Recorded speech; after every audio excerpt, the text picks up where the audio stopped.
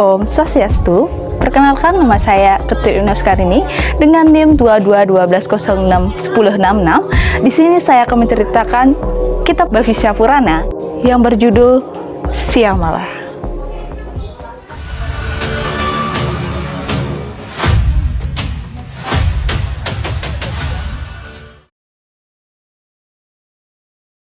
Di sebuah kota yang bernama Mithila, hiduplah seorang wanita bernama Urmila. Urmila ini memiliki satu orang anak yang bernama Syamala. Urmila merasa sudah tidak sanggup untuk mencari nafkah di kota ini.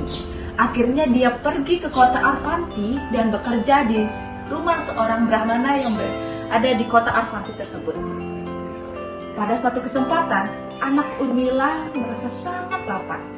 Namun Urmila bingung harus bagaimana, dan dengan rasa terpaksa Urmila melakukan proses pencurian. Dengan rasa terpaksa mencuri di rumah seorang Brahmana dengan mengambil beberapa makanan yang ada di rumah Brahmana tersebut. Beberapa waktu berlalu, anak Urmila yang bernama Syamala tumbuh besar menjadi seorang gadis yang cantik dan menikah dengan Yama atau Dewa Kematian.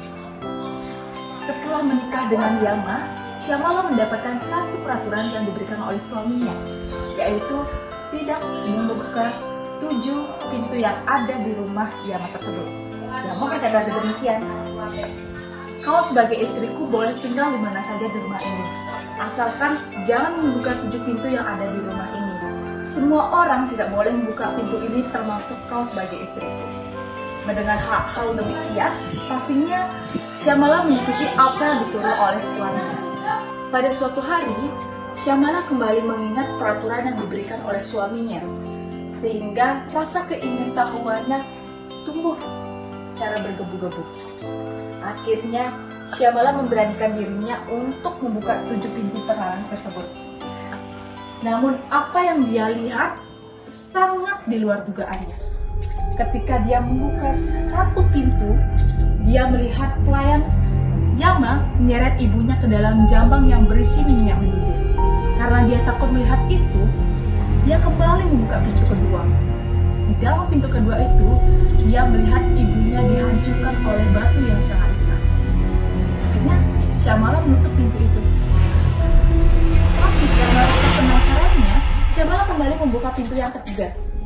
Di pintu tersebut, Syamala melihat paku yang menancap ke kepala ibunya. Dan Syamala pun merasa kaget akan hal itu. Tapi Syamala tetap membuka pintu yang keempat. Ketika dia membuka pintu yang keempat, dia melihat tubuh ibunya dipotong-potong menjadi beberapa bagian, dan potongan bagian tersebut diberikan kepada beberapa ekor anjing yang ada di sana. Pemandangannya sama juga dilihat Syamala di pintu yang kelima, 6, dan 7, di mana di balik pintu tersebut ada siksaan yang dirasakan oleh ibunya. Melihat hal tersebut, Syamala akhirnya mendatangi suaminya dan menceritakan apa yang dilakukannya dan apa yang membuat dia syok. "Suamiku, kenapa ibuku disiksa seperti itu? Apa dosa ibuku?"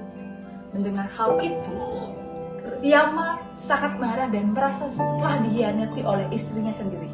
Ia berkata demikian, "Kau memang tidak taat dengan diriku. Sudah dengan tegas aku mengatakan bahwa kau jangan membuka 7 pintu itu.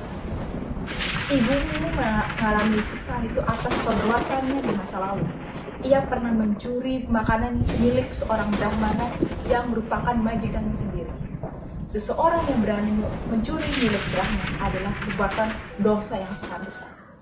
Mendengar hal itu, Syamala langsung berkata seperti ini, "Aku tidak tega melihat ibuku disiksa seperti itu. Bagaimana caranya agar aku bisa membebaskan ibuku dari penderitaan itu?" Lalu Yama memberikan cara agar ibunya terbebas dari neraka itu. "Kamu bisa membebaskan ibumu dari neraka itu.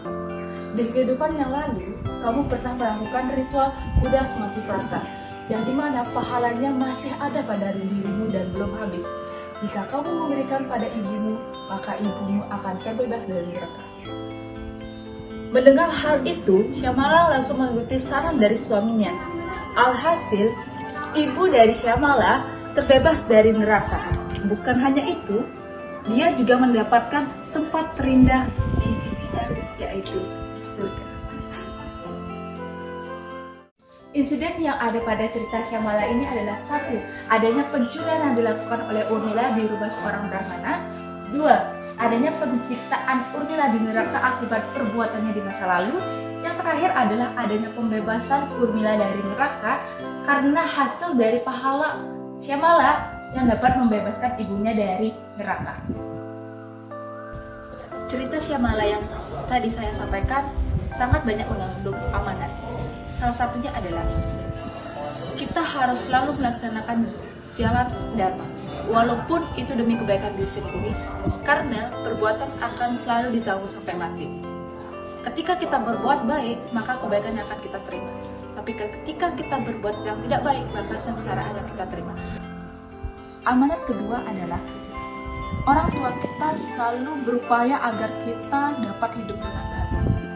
Maka dari itu, kita sebagai anak harus selalu berbakti dan menjalankan ajaran Dharma. Karena barangkali apa yang kita perbuat bisa membantu orang tua kita. Seperti halnya yang dilakukan Syamala, dengan pahala yang dimiliki, dia bisa membebaskan orang tuanya dari siksaan neraka. Amanat yang terakhir adalah ada kalanya kita berani untuk melanggar apa yang tidak dibolehkan dengan kita. Karena melalui keberanian itu kita dapat menyelamatkan orang lain.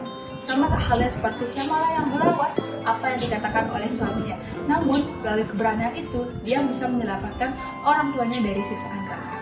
Mungkin itu saja yang bisa saya sampaikan dalam cerita Bhavishya Purana ini. Semoga hal ini bisa kita jadikan pembelajaran dan menjadi manusia lebih baik lagi. Saya akhiri dengan Paramu Santi, Om Santi Santi.